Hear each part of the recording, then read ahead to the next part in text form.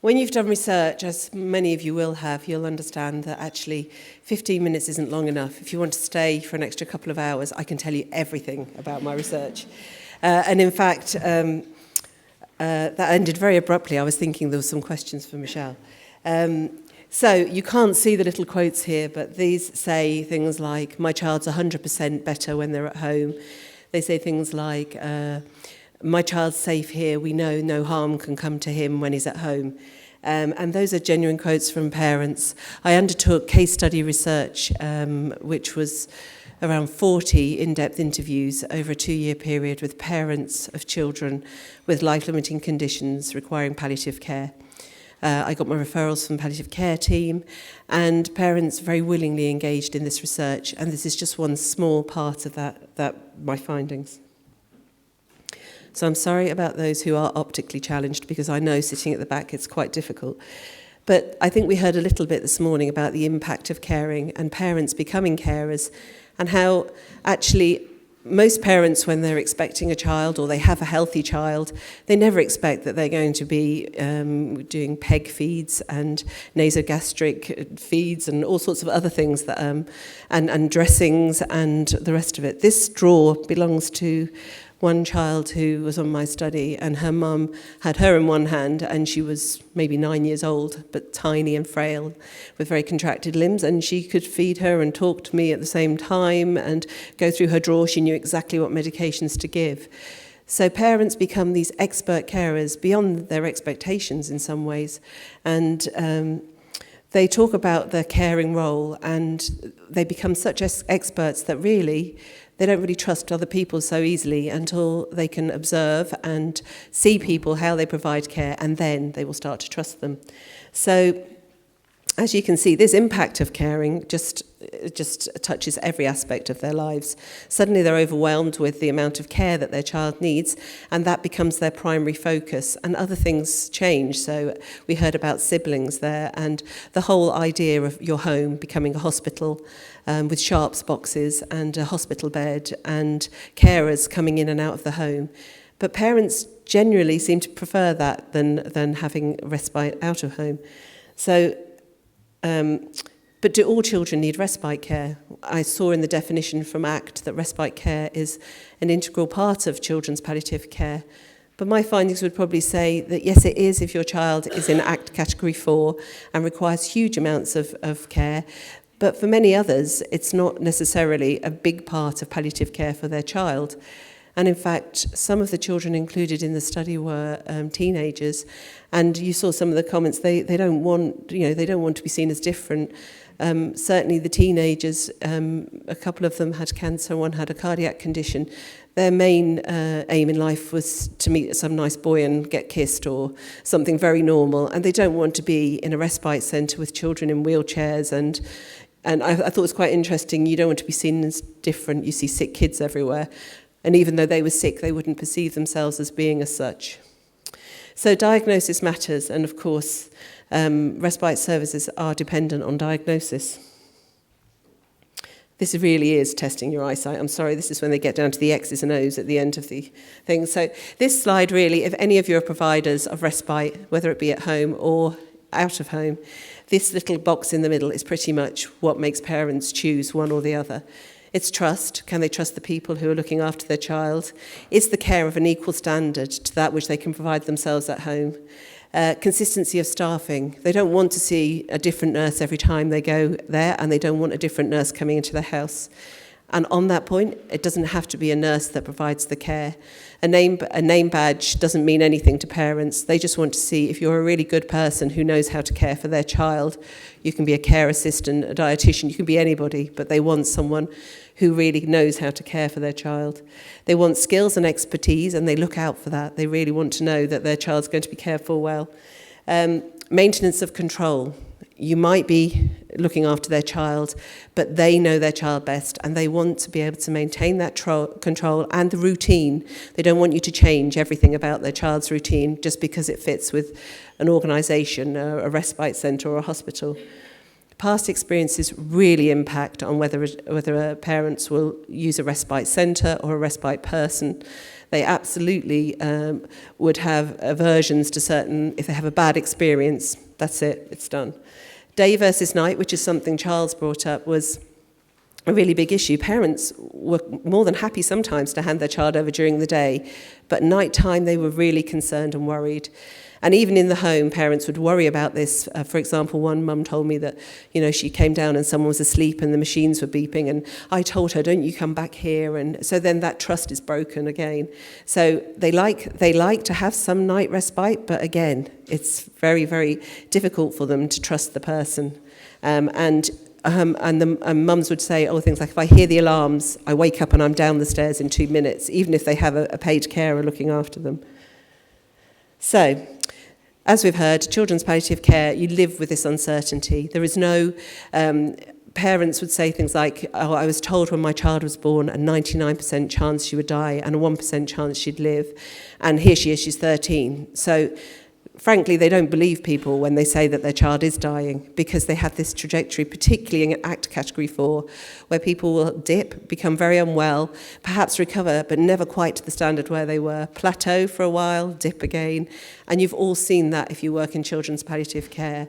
So parents, quite often, they've been told so many times, this is it, brace yourself, this is the end, and then it isn't. And you can see here, 1 minute you're making funeral arrangements, and then they're back, and you have to live with that. So when parents don't always understand or listen about a prognosis, it's because they've had this experience.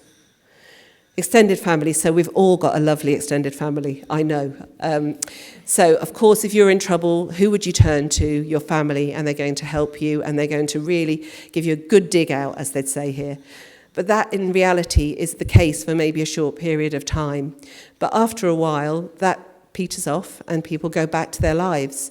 If you're in your 30s and 40s and you have a young child who's sick, the chances are your siblings, who are your closest family, also have young children, and they really can't give you that big dig out that you're hoping for.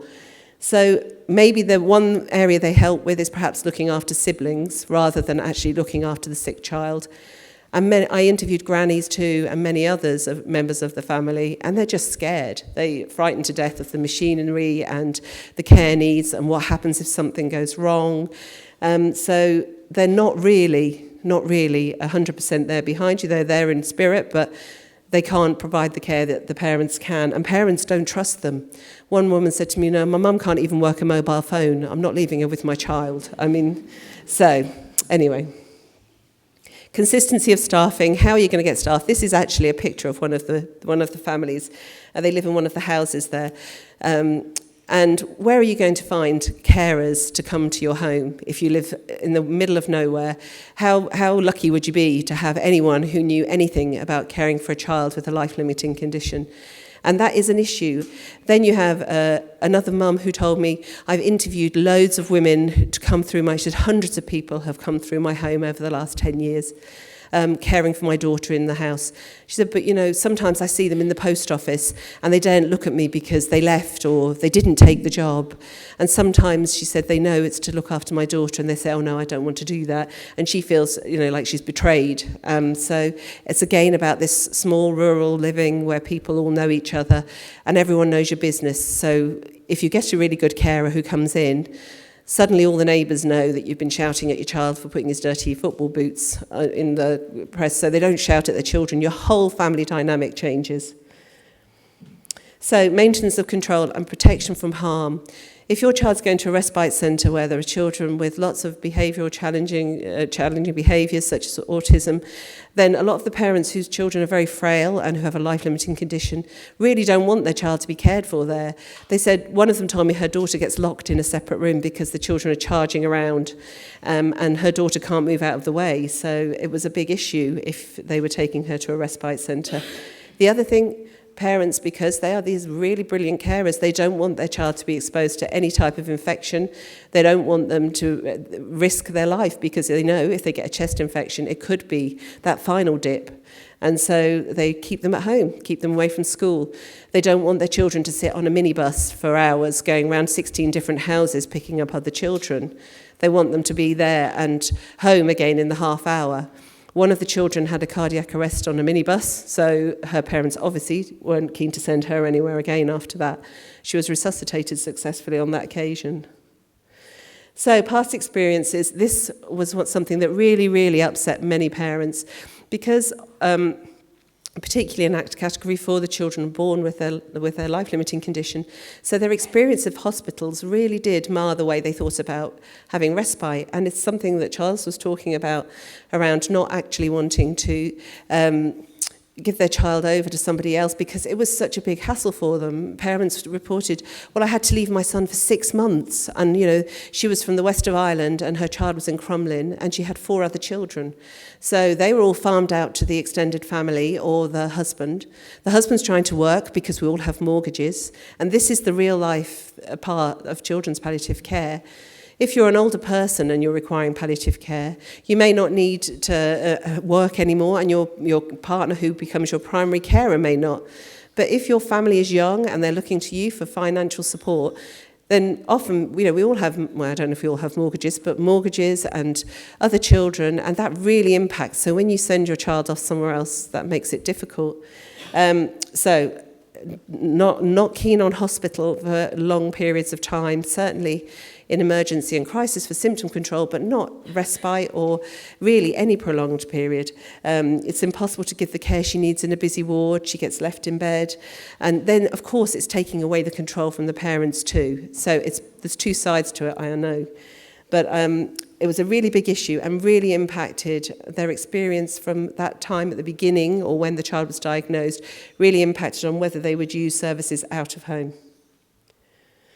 So getting carers is a really big problem. The home environment suddenly becomes this hospital ward.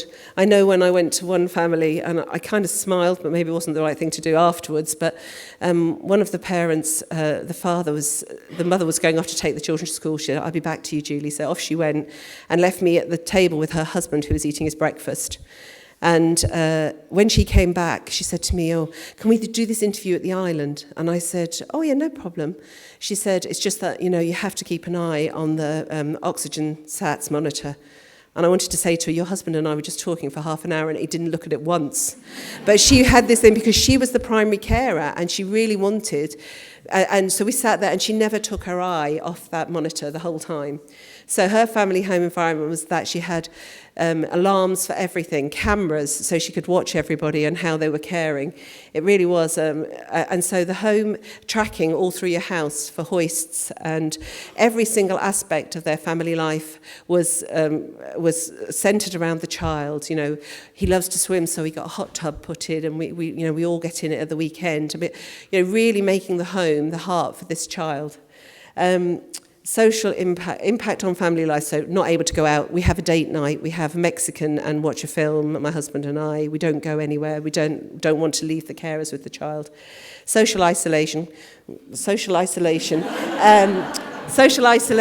that, you don't have a social life. How can you go out? Who are you going to leave your child with? Travel and appointments, absolute nightmare for parents. You can see this. This is the fridge of one of the parents who I visited who had appointments. The hospital gave her different appointments on every day for different things, to see a dietitian, to see this, to see no coordination.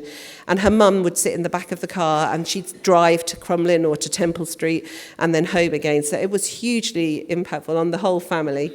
Equipment took over the whole house, and in every instance, in every case, and I'm trying to rush now, another hour. So this, I think, really sums it up. And basically, this was a quote from a mum who had a room built onto her house so that she could have carers in the home. And again, the impact it had, she couldn't tell her children off because everyone in the village would know that she'd been shouting at them.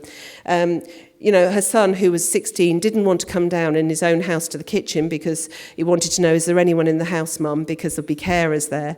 So whilst it's a really good option, I'm sorry about this, I am going, okay. So preference for home, changes to the home environment, impact on family life are huge. The risk of infection really prevents parents from sending their child into an out-of-home respite unit. Equipment and travel, big issue. Sleep deprivation for parents sleeping in the bed with their child in the middle so that they don't have to get up in the night to feed them and look after them. Misconception that family provide respite. And thank you and goodbye.